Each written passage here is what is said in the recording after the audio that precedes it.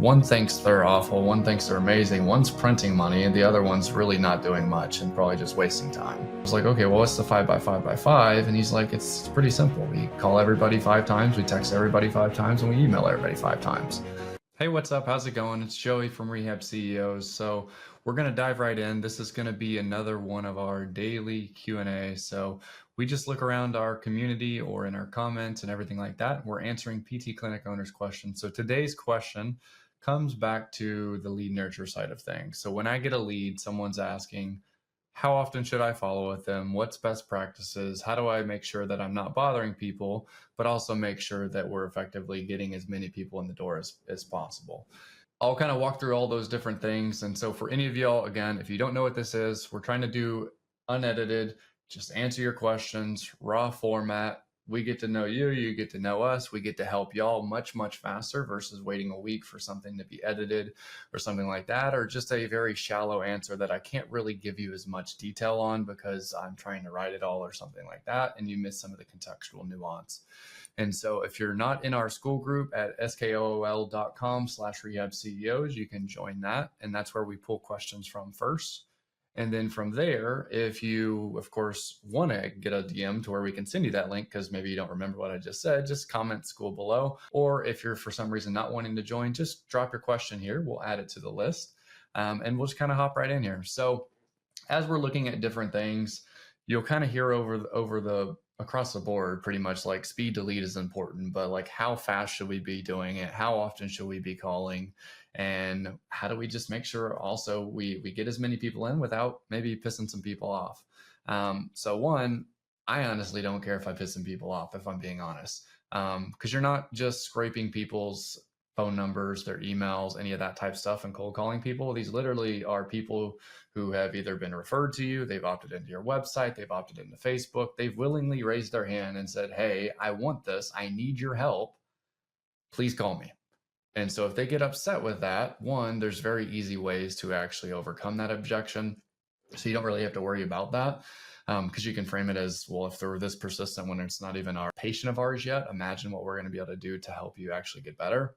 Most people are going to immediately be like, yeah, I mean, I guess you're right. Most people actually end up thanking you for the persistence after they've done a couple times, because they just don't know who you are. So they maybe don't have your phone number saved. They forget that they opted into something. They just got busy with life. And then eventually you called when they had availability. And so really, when you're looking at all this type stuff, I think the easiest way to kind of illustrate a lot of this type stuff. So we have two buddies that run pretty much what we do for physical therapy clinics. They do marketing, they do actually now done for you sales, they do coaching, and they do some other services as well.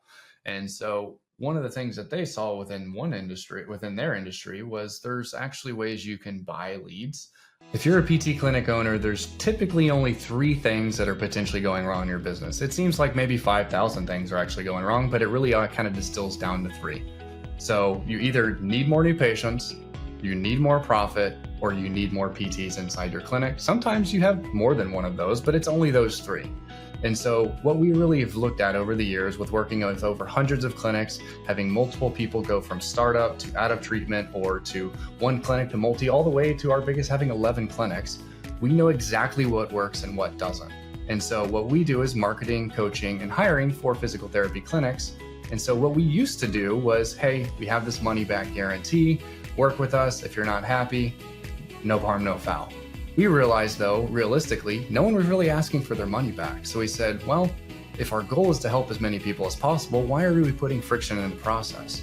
So we said, okay, let's flip this on its head instead, because realistically, a lot of the reasons that people need to start with us is because they don't have money. So we said, let's do a 28-day free trial instead. Instead of you worrying, will this work? It's like, well, let's just try it out. If it doesn't work, no harm, no foul. You didn't actually risk any money. If you're tired of seeing my bald head by the time we're done, no worries, it doesn't matter. But you'll be able to at least go on a date before we get married, know if it works for you. So if that sounds interesting, you want to learn more how we can specifically work with you, just click the link in the description and sign up to talk to one of our growth specialists. Within that industry, kind of like real estate, like everybody kind of gets the leads from Zillow, everything like that. And so they actually had 2 clients in the same exact area, same exact leads, everything like that. And when they started going through this process, they realized like one person was sitting here saying like the leads are garbage, like they're awful. I don't know why you even give me these. Like we had like one person turn into a patient.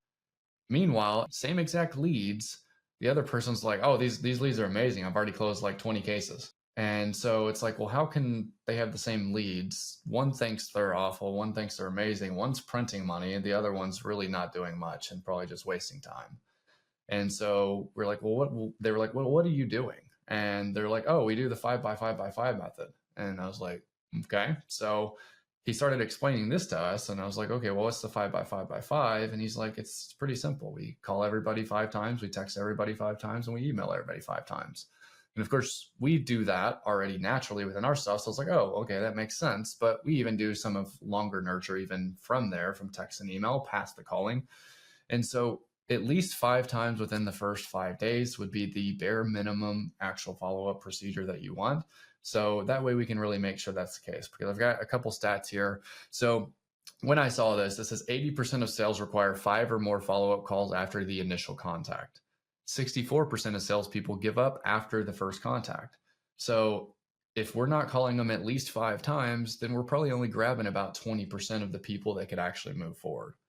And then if you're maybe falling into that 64%, well, it's not that hard to win. Like, because most people call once, they end up stopping, and then that person still has pain. So the persistence of that's going to be huge. So like, I'm pretty much of the camp you call until they tell you to F off, like if I'm being honest, or they tell you they no longer need your service. Like I need them to either say, go screw yourself, and I'm okay with that, or they say, I'm no longer needing your help, and they at least have to lie to themselves that they're better, and that's okay. They're not helpable at that time. But like, I'm very persistent with this type of stuff. So my goal is not to be like, what if we upset someone? My goal is to help people. Like we got into this business to help people. And most people, if they were good at making decisions, if they were actually structured in their life, all of those things, they probably wouldn't have to be called 5 times. So they need us to be persistent for them. They need us to help them make these decisions.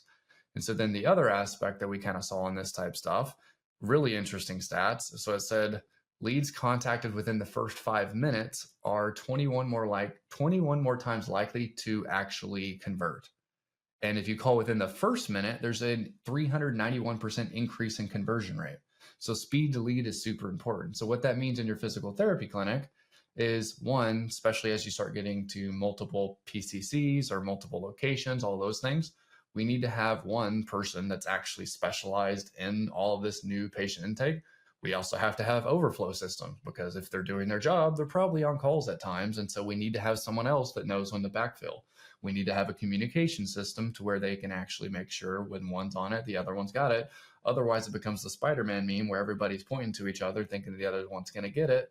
And then we kind of fall into some of these other stats. So one of the stats that I saw that's not surprising, and I've seen it a lot when I've tried calling clinics, across 85 different industries, they see that about 62% of calls that go inbound to the actual business unanswered.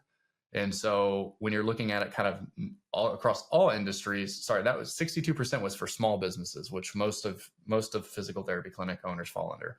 Across all industries, it's still 40%. So even like really big conglomerates and stuff like that aren't in the day-to-day small business, but like we fall into the small business category, or at least most people do, because you have to have like, I think it's 200 employees or something like that before you're actually not considered a small business. And so most of us are going to fall in there. So 2/3 effectively of your leads are not actually getting answered with the phone. So one, we don't have to call them 5 times if we just answer the first time. So some of y'all may potentially just need to look at like, what is the actual system that we have for inbound calls? And then all of a sudden we don't need this. We see this all the time, because while working in over 400 clinics around the nation, we will be able to, of course, use call tracking on all of our clients. And we see these inbound calls, and we see people texting them, asking for literally to pay them money and to start. And they're still not having anybody call, despite having 100 notifications being told to their front office they need to do it. And so this is a super common thing we see. So it's something that it's not just that you train them once, it's a train them, you hold them accountable, you give them feedback. And then just when you think you're good, you're probably going to have to go back to it again, because humans like to go to the path of least resistance. And so we have to have enforcement cycles to be able to get this going. And we need to be able to actually give them the feedback. We need to incentivize them the way we need to, so they want to continue doing it. Because I'll tell you, it's not the most skillful job, because most people, if you just show up, you're going to win, because like we said, 60% of people didn't even answer their phone. So you answering is already better than most. And so just showing up goes a long way with this type of stuff, but we have to have predictable systems to be able to do that. And so that's what I'd be looking at. It's at least once a day for the first 5 days. We really need to hit them on every medium. Ideally, if they've texted, you also need to text them back. I see that a lot where like someone sends an email, they're like, I'm going to call them. And I'm like, did they answer? They're like, no, they didn't answer. And I'm like, well, why didn't we email them back? They already told you email is their preferred method. I am always a big fan of trying to get them on a phone call, but it's not a do a phone call and then don't text them back if they texted you. So that's a super common issue that I see. Or everybody spends so much time talking about this is how you do the calls, this is how you do the calls, and then forgetting it's 2025. And there's a lot of people that effectively just don't want to be on a phone. They just want to text you. They just want to use your chat widget on your website. They just want to email you. And so we also have to train our front office on how to actually have those conversations. Or when someone DMs you on Instagram or Facebook, or they comment on any of your profiles, like most of the time I just see the worst fumbling of like easiest leads ever. Someone's like, hey, do you take XYZ insurance? They're like, nope. Like that's literally the conversations that I'm seeing inside of people's accounts. And so we have to look at all mediums of communication now, not just those aspects. But that's kind of what we have to look at. Speed to lead. We have to make sure we're doing it enough. We're making sure we're hitting it on all the mediums that we want. And we just have to kind of anchor it all back to mission-based systems of we're doing this to help people. We know that there's going to be some people that are upset, and that's okay. We can't help everybody. Not everyone will be happy, but I couldn't live with myself if I knew that my grandma fell. She opted in for balance and fall risk, and then I called her once, she didn't answer, and then I said, whatever. I called her once, I did my job, and then I find out that she falls, and then she ends up breaking her hip, and then she ends up in a home. I know that that's like very exaggerated, but like these are real things. People continue to have pain. They end up being depressed. They end up getting addicted to pain meds. They end up having surgeries they shouldn't have. They should end up going to your competitor that maybe isn't as good as you. And so all these things start to compound, but we have to have these proper systems on the front end. So hopefully this helps kind of walk you through the importance of this, how you should start to structure some of these things you maybe need to look into a little bit more in your business and stuff like that. If y'all have any other questions that y'all have across the board, again, drop school down below. We'll make sure you get into our community because we prioritize those questions first.